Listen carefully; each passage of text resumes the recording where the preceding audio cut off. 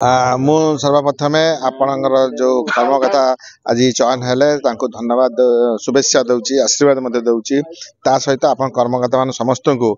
मोर धन्यवाद जाओ ओयूजी एवं राज्य एक बड़ संगठन भद्रक शाखा तरफ आज जो आपणकर निर्वाचन सरी गोटे कथा कहि आम सरकार समय सांबादिक बंधु मान बहु कार्यक्रम हाथ निया जो थे पेंशन व्यवस्था सरी आमर जो इंश्योरेंस व्यवस्था कराइला यही थर निश्चित आप बाकी जो समस्या अच्छी मुझे विधानसभा उठाई चेष्टा करी आप विभिन्न समस्या सहित मुझे डाकिबे मु निश्चित छिड़ा हेबी। मुझे भद्रक जिला सभापति थी एवं एबे विदाय नेली नूतन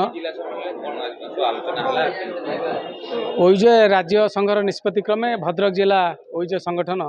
तार द्विवार्षिक कार्यपंथा आज शेष होती साधारण परिषद बैठक अनुष्ठित है।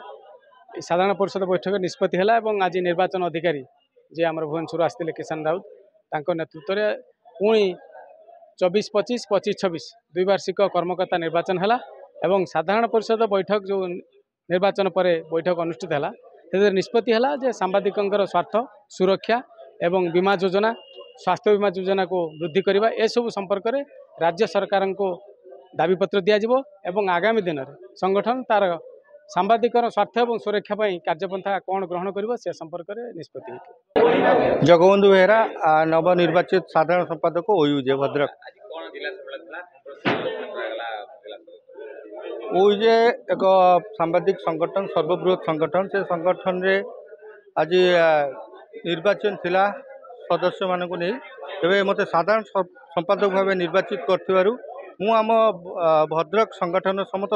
सदस्य कृतज्ञता जनाऊँ। ताछड़ा आम संगठन मुख्य प्रसन्न सार जो आम थे राज्य कर्मकर्ता किसान भाई समेत समस्त वरिष्ठ सदस्य मान कृतज्ञता जनाए आमर कार्यधारा आरंभ करूँ। मुख्यतः आम कार्यधारा रहिबो जो सांबादिक मानक पई आम सब आंदोलन करि आछू आम संगठन सब आंदोलन करि आछी सम्मान सुरक्षा पेंशन को नहीं तेरे से सम्मान सुरक्षा पेंशन पाई आम आंदोलनात्मक पंथा ग्रहण करूँ। आगामी दिन में जहाँ निर्देश रहिबो राज्य मुख्यकर आम पालन करूँ आउरी धारा आम परिचालित हबू। ता छड़ा आ गोटे कथा कही रखी जो सांबादिक भाई माने आम सहित जोड़ी होती नूतन भाव जोड़ी हेबे से गोटे अनुरोध निजर सम्मान को जगी से सांबादिकता करेंगे। आउ गोटे कथा ऑफिसर एवं समस्त राजनेता व जेकोसी पदाधिकारी हूँ जदि कौन पदाधिकारी आम सांबादिक बंधु मान आक्रोश शिकार होती सांबादिक बंधु मान